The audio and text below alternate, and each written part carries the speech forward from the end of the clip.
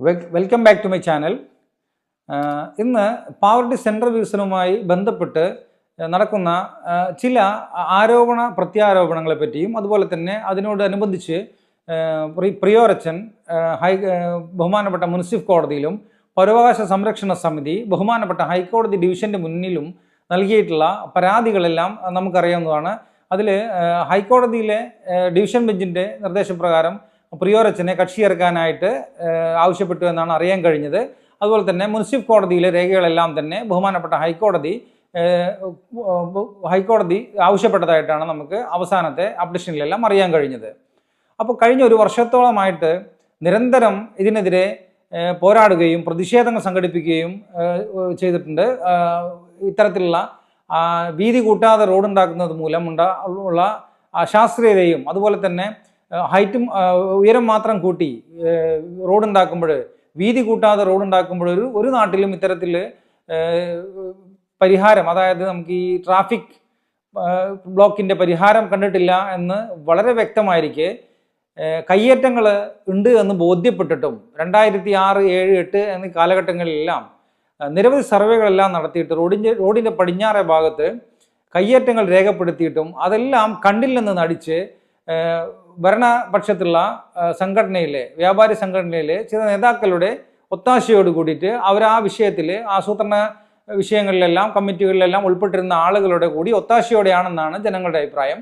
അത്തരത്തിലാണ് ഈ ജനങ്ങൾക്ക് ഉപകാരപ്പെടേണ്ടതായിട്ടുള്ള ഒരു നിർമ്മാണ പ്രവർത്തനം ജനങ്ങൾക്ക് ദുരിതം സമ്മാനിച്ചുകൊണ്ട് നമുക്കിവിടെ അവസാന ഘട്ടത്തിലേക്ക് എത്തി നിൽക്കുന്നത്. അപ്പോൾ ഈ കഴിഞ്ഞ ഒരു വർഷത്തോളമായിട്ട് നിരന്തരം ഇതിനെതിരെ പ്രതികരിക്കുകയും അതുപോലെ തന്നെ കോടതി വ്യവഹാരങ്ങളിൽ ഏർപ്പെടുകയും ചെയ്യുന്ന ഒരുപാട് ആളുകൾ നമ്മുടെ പാവർട്ടിയിലുണ്ട്. പക്ഷേ ഇതിന്നെല്ലാം മാറി ഒരു തവണ മാത്രം ഈ പൊടിശല്യം രൂക്ഷമാണെന്ന് പറഞ്ഞ് വ്യാപാരികൾക്ക് ബുദ്ധിമുട്ടുണ്ടാവുമെന്ന് പറഞ്ഞ് ഒരു വർഷത്തിന് ശേഷം വ്യാപാരി വ്യവസായത്തിൽപ്പെട്ട ഒരു സംഘടന ഇവിടെ പ്രതിഷേധം നടത്തിയതായിട്ട് നമുക്ക് കാണാൻ കഴിഞ്ഞു. ശവപ്പെട്ടി സമരം സംഘടിപ്പിക്കുകയും അതിനു മുമ്പ് തന്നെ അവരതിന് തീരുമാനമെടുത്ത് ടാറിൻ്റെ വർക്ക് കംപ്ലീറ്റ് ആക്കിയതായിട്ട് നമുക്കിവിടെ കാണാനായിട്ട് കഴിഞ്ഞിട്ടുണ്ട്. അപ്പോൾ എന്നിരുന്നാലും ഒരു വർഷം വേണ്ടി വന്നു അവർക്ക് ഇത്തരത്തിൽ ഈ നിർമ്മാണ പ്രവർത്തികളിൽ അപാകതയുണ്ട് അല്ലെങ്കിൽ അശാസ്ത്രീയതയുണ്ട് എന്ന് മനസ്സിലാക്കാനായിട്ട്. എന്നിരുന്നാലും ഈ വൈകിയ വേളയിലെങ്കിലും ഇത്തരത്തിൽ അപാകതയും അശാസ്ത്രീയതയും ഉണ്ട് എന്ന് മനസ്സിലാക്കിയതിന് വളരെയധികം നന്ദി. കാരണം ഒരു വർഷത്തോളമായിട്ട് സംഘടനയുടെ എക്സിക്യൂട്ടീവ് മെമ്പർമാരിൽപ്പെട്ട ചില ആളുകൾ ഈ പറഞ്ഞ ഭരണപക്ഷത്തുള്ള ഇത്തരത്തിലുള്ള ഈ ആസൂത്രണ വിഭാഗത്തിൽപ്പെട്ട ആളുകളുമായിട്ടും അതുപോലെ തന്നെ ഈ അഴിമതിക്കാരായ ചില ഉദ്യോഗസ്ഥന്മാരുമായിട്ടും ബന്ധപ്പെട്ട് ഇത്തരത്തിലുള്ള നിർമ്മാണ പ്രവർത്തനങ്ങൾക്ക് കൂട്ടുനിൽക്കുന്നു എന്ന രീതിയിൽ ഇവിടെ വളരെയധികം ആരോപണങ്ങൾ പാവർട്ടിയിൽ ഉയർന്നിട്ടുണ്ടായിരുന്നു. പക്ഷെ അതൊന്നും ചെവിക്കൊള്ളാതെ അവർക്കെതിരെ യാതൊരു നിലയിലുള്ള നടപടിയും സ്വീകരിക്കാതെ അവരെ ചേർത്ത് പിടിച്ചുകൊണ്ടും അതുപോലെ തന്നെ ഈ ഭരണപക്ഷത്തുള്ള ഈ വ്യാപാര സംഘടനയിലെ നേതാവിൻ്റെ നേതൃത്വത്തിൽ നടന്നിട്ടുള്ള ഈ അശാസ്ത്രീയമായ ഈ വികസനത്തിനെതിരെ യാതൊരു രീതിയിലും പ്രതികരിക്കാതെയുമാണ് സംഘടന ഇപ്പോൾ 11-ാം തീയതി പ്രതിഷേധം സംഘടിപ്പിക്കുന്ന സംഘടന നിലപാടെടുത്തിട്ടുള്ളത്. അപ്പോൾ എന്നിരുന്നാലും ഈ വൈകിയ വേളയിലെങ്കിലും ഇത്തരത്തിലൊരു സമര പരിപാടിയുമായി മുന്നോട്ട് പോകുന്നത് വളരെയധികം സന്തോഷകരമാണ്. പക്ഷേ ആ സമര പരിപാടിയിൽ തന്നെ ഒരുപാട് വസ്തുതകൾ നമുക്ക് ഒരുപാട് പരിഹാസ്യമാകുന്ന രീതിയിലുള്ള ചില കാര്യങ്ങൾ ഇതിൻ്റെ ഇടയിൽ വരുന്നുണ്ട്. അപ്പോൾ അതിൻ്റെ ക്ലാരിറ്റി നൽകേണ്ടത് അവരുടെ ഉത്തരവാദിത്വമാണ്. അതിന് മുമ്പായിട്ട് നമുക്കിവിടെ ഈ ഇരു സംഘടനകളും ഇപ്പോൾ അടുത്ത് കോവേന്ത്യയുടെ ബിൽഡിങ്ങുമായി ബന്ധപ്പെട്ട കാര്യങ്ങളിൽ മുഖ്യമന്ത്രിക്ക് ഈ കോവേന്ത്യയിലെ അച്ഛനെതിരെ പരാതി നൽകിയതായിട്ട് നമുക്ക് കാണാൻ കഴിഞ്ഞു മുഖ്യമന്ത്രിയുടെ ജനസമ്പർക്ക പരിപാടിയിൽ. അപ്പോൾ അതിൽ ഏറ്റവും ഇതായിട്ട് വ്യക്തമായിട്ട് നമുക്ക് മനസ്സിലാവുന്ന ഒരു കാര്യം, ഒരു ഡിസ്പ്യൂട്ട്, ഒരു തർക്കം നടക്കുന്ന സമയത്ത് അതിൻ്റെ ഓണറുമായിട്ട് നല്ല രീതിയിൽ ചർച്ച ചെയ്യാതെ മുഖ്യമന്ത്രിയുടെ ഒരു പരിപാടിയിലേക്ക് ആദ്യമേ തന്നെ ഇരുവിഭാഗവും ചേർന്നൊരു പരാതി അദ്ദേഹത്തിനെതിരെ നൽകുകയും അതും അദ്ദേഹത്തിൻ്റെ ആ മാനേജ്മെൻറ്റിൽപ്പെട്ട സ്കൂളിൽ സംഘടിപ്പിച്ച പരിപാടിയിൽ അദ്ദേഹത്തെ തീർത്തും തഴഞ്ഞ് ഒഴിവാക്കിപ്പെട്ട രീതിയിലാണ് അദ്ദേഹത്തെ ഒരു വേദിയിലും നമുക്കവിടെ കാണാനായിട്ട് സാധിച്ചിട്ടില്ല. അപ്പോൾ അദ്ദേഹത്തെ ടാർഗറ്റ് ചെയ്തിട്ടുള്ള ഒരു രീതിയിലുള്ള കാര്യങ്ങളാണ് നമുക്കവിടെ എല്ലാം കാണാൻ കഴിഞ്ഞിട്ടുള്ളത്. അപ്പോൾ പ്രിയോരച്ചന് ഇതിനായിട്ട് ഒരു കൂട്ടായ്മ പ്രവർത്തിച്ചു എന്നതിൻ്റെ വ്യക്തമായ തെളിവാണ് ആ ജനസമ്പർക്ക പരിപാടിയിൽ എവിടെയും അദ്ദേഹത്തിൻ്റെ പ്രസൻറ്റ് നമ്മൾ കണ്ടിട്ടില്ല. അപ്പോൾ ആ ജനസമ്പർക്ക പരിപാടിക്ക് അദ്ദേഹമാണ് പാവർട്ടിയുടെ ഗ്രൗണ്ടും സ്ഥലവും എല്ലാം വിട്ടു നൽകിയത് എന്ന യാഥാർത്ഥ്യം നമ്മൾ മനസ്സിലാക്കേണ്ടതാണ്. അപ്പോൾ ഇത്തരത്തിലൊരു തർക്കം, അതായത് വാടക കരാറിൻ്റെ വിഷയമായാലും എന്തായിരുന്നാലും അത് വ്യാപാരികൾക്ക് വ്യാപാര സ്ഥാപനങ്ങളിൽ നഷ്ടം പറ്റുക അല്ലെങ്കിൽ അത് ഇല്ലാതാവുക എന്ന് പറയുന്നത് വളരെ വിഷമമുള്ളൊരു കാര്യമാണ്. നമ്മൾ വ്യാപാരികളാണ്. അപ്പോൾ പക്ഷേ അതിനുള്ള പരിഹാരം ആദ്യമേ തന്നെ മുഖ്യമന്ത്രിക്ക് പോയിട്ട് പരാതി കൊടുത്തിട്ട് അതിന് ശേഷം ഇദ്ദേഹവുമായിട്ട് ചർച്ച ചെയ്യാൻ വരുന്നത് തന്നെ വളരെ മോശമാണ്. അപ്പോൾ ആദ്യം നമ്മൾ ആ രീതിയിൽ ചർച്ച ചെയ്തിട്ട് നല്ല രീതിയിൽ വാടകയുടെ കാലാനുസൃതമായിട്ടുള്ള വാടകകൾ കൂട്ടുക. അതിനൊക്കെ നിയമങ്ങൾ നിലനിൽക്കുന്ന ഒരു രാജ്യത്താണ് നമ്മൾ ജീവിക്കുന്നത്. അവർ പറയുന്നതല്ല വാടക, അത് കോടതി അതിന് ബോധ്യപ്പെട്ട് കഴിഞ്ഞാൽ അതിന് തീരുമാനിക്കേണ്ട ഓരോ ഏരിയക്കും അനുസരിച്ചിട്ടുള്ള വാടക നിശ്ചയിച്ച് കോടതിയാണ് അത് തീരുമാനിക്കുക. അപ്പോൾ അത്തരത്തിൽ ഇവിടെ നിയമവ്യവസ്ഥകൾ നിലനിൽക്കുന്നുണ്ട്.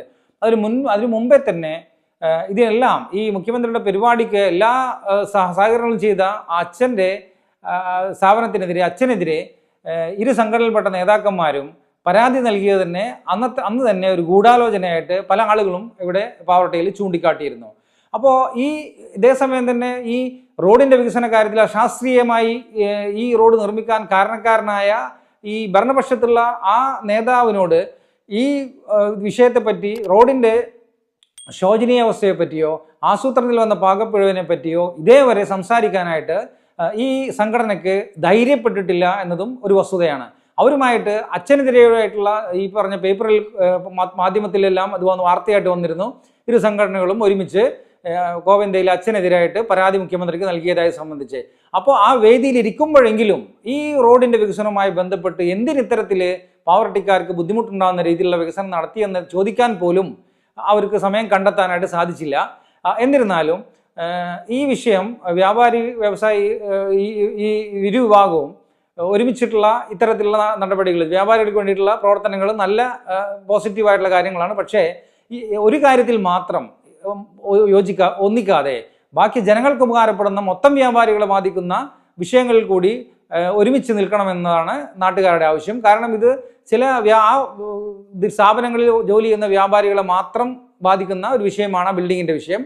പക്ഷേ ഈ പാവറട്ടിയിലെ എല്ലാ വ്യാപാരികളെയും, എല്ലാ സംഘടനയിൽപ്പെട്ട വ്യാപാരികളെയും ബാധിക്കുന്ന വിഷയമാണ് റോഡിൻ്റെ വികസനം. നല്ല റോഡുണ്ടെങ്കിൽ മാത്രമേ നാട്ടിലെ ആളുകൾ വാഹനങ്ങളായിട്ട് നമ്മളെ കച്ചവട സ്ഥാപനങ്ങളിലേക്ക് വരികയുള്ളൂ എന്നും കച്ചവടത്തിന് അഭിവൃദ്ധി ഉണ്ടാവണമെങ്കിൽ നല്ല റോഡ് അഭികാമ്യമാണെന്നും നമുക്ക് വളരെ ബോധ്യമുണ്ടായിട്ടും ഈ ഒരു വിഷയത്തിൽ ഒന്നും ഇടപെടാതെ ഈ ബിൽഡിങ്ങിൻ്റെ വിഷയവുമായി ബന്ധപ്പെട്ട് മാത്രം ഇവർ ഒന്നിച്ചത് അന്ന് തന്നെ പല ആളുകളിലും സംശയം ഉടലെടുത്തിരുന്നു. കൂടാതെ കഴിഞ്ഞ ദിവസങ്ങളിൽ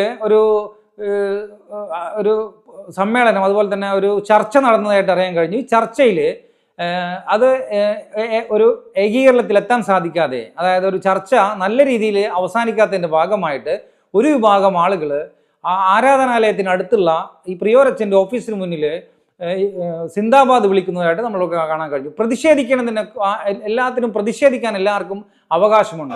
പക്ഷേ ഈ ആരാധനാലയങ്ങളുടെ പരിസരങ്ങളിൽ അതിൻ്റെ വളപ്പിൽ കയറിയിട്ട് പ്രതിഷേധിക്കുന്ന ആളുകൾക്ക് അത് തെമ്മാടിത്തരമെന്ന് പറയാൻ പറ്റും.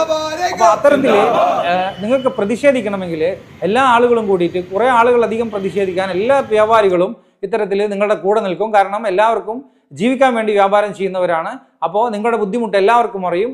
അതുപോലെ അത് ഇതിൻ്റെ അടുത്ത്, അതായത് ആ കോംപ്ലക്സിൻ്റെ മുന്നിലോ അതല്ലെങ്കിൽ അതിനോട് ബന്ധപ്പെട്ടുള്ള സ്ഥലങ്ങളിലോ ആണ് നടത്തേണ്ടത്.